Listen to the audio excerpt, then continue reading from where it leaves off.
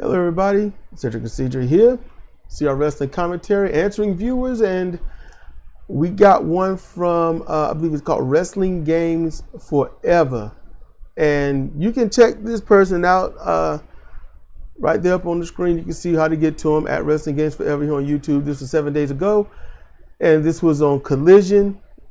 And he says, I figured they did what they did. It says, I figured they did the tag title change to keep Starks happy and also to avoid yet another FTR/Bucks rematch so soon. Read it was FTR's idea to have a squash title change.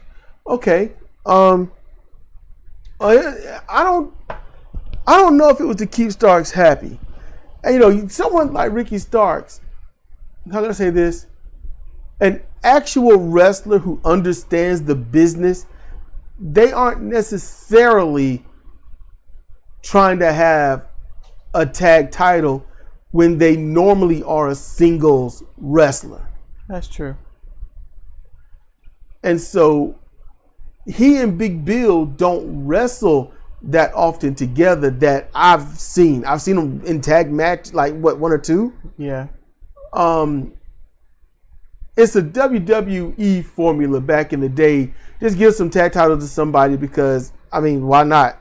Got to have tag champions somewhere, so we just give it to them. That's what this looked like. Big Bill is getting more. There's no such thing in AEW as a push. If you ever watch AEW, there's no push going.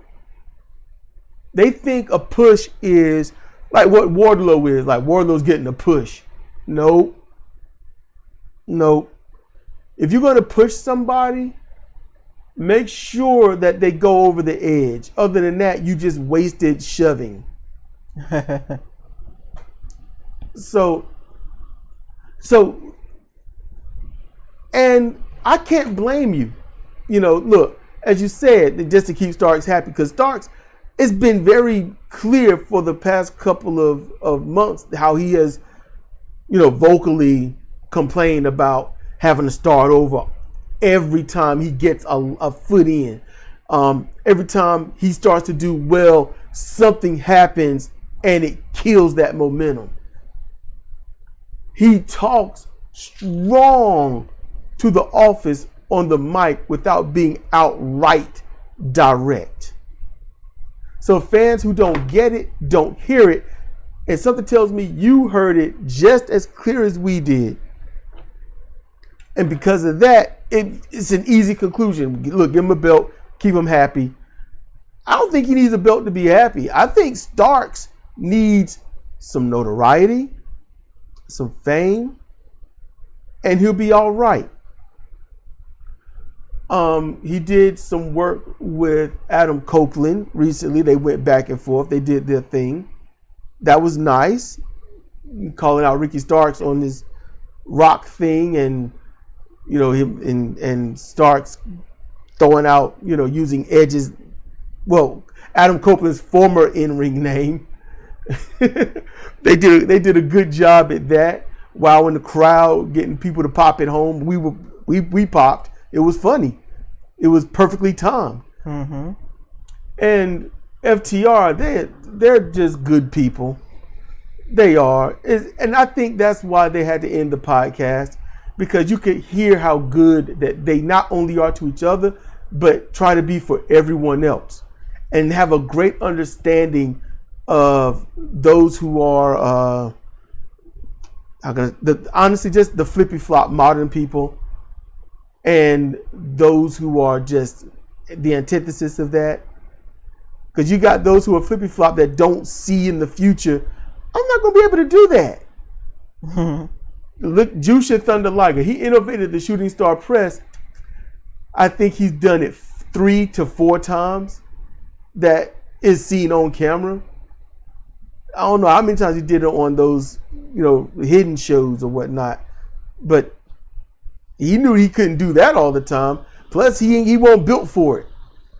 He didn't bend so well in the middle. He didn't look like a very flexible, small dude. He was not flippy floppy.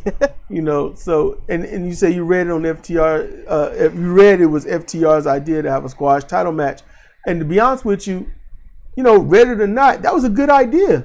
Yeah. Because it made them look the way that they have been presented. FTR knows that they shouldn't be able to go along with a team like that, as beat up as they are. They were so beat up. That is what you call smart wrestling. Storytelling that makes sense. It was a squash match. I saw it. Was I really in favor of it? Not so much. Was I in favor of the title change? Honestly, yes, for one small reason. FTR's had it for a while, and even FTR, I'm sure they didn't want to just give it to one of the already established teams that's already had it numerous times. Give it to someone new. Give it to someone fresh. But at the same time, give it to somebody that's going to put it over. Ricky Starks does not seem like the type to put the tag team titles over. He'll put Big Bill over. He did an amazing job at that, and then said, let's get back into being bad guys. Mm-hmm. Big Bill, you can see on his face, if you go back and look, when Starks was like, best big dude and all this, you can see the humbleness set in the Big Bill's eyes. Big Bill does have I'm going to say a more charismatic personality than he's going to show right now, because they're trying to build him up to be a threat. But Big Bill is an animated person. Yeah, he seems to like having fun. And the reason I'm going long with this is because it's been 7 days. Should have said something back then. I was just highly discouraged. I wasn't happy. No one's responding to much of anything.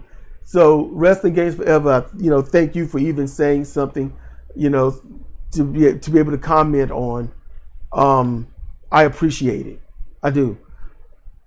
I just wish other podcasters would kindly comment on things instead of using comments to stoke their own ego or flames to do something negative. Some people like getting in trouble. I get it, so they'll do that. That's all well and good. I think that's funny. But right now, where we are, we're accepting positivity. And if you say something negative, we don't have a problem with it. But make sure that negativity can help us. Make sure that it can help us, because if you can correct us, then we can make this better for you. That's really what it is. So look, everyone, check out Wrestling Games Forever. I watched a few of the wrestling games. The last one is the most recent upload with WWF wrestling and whatnot. Randy Savage versus Mr. Perfect. Wasn't really happy with the outcome, and I felt that, I don't want to give away who win or lose, but I wasn't happy because it seemed like the person was in the ropes, and maybe there should have been a rope break or kick out or something, but it was what it was. I was looking to see certain finishers. I didn't see them, but maybe next time, right? And if there's more after that, I'm gonna have to check, because I was watching on my phone and I was in the doctor's office and it just stopped after it's 1, 2, 3, then it said pin, and then there was Mr. Man, I think they was saying Mr. Man said something, and then it just stopped. So if there's more, I'm gonna have to go back and check. But I was like, man, I never had this game, but I remember when it came out.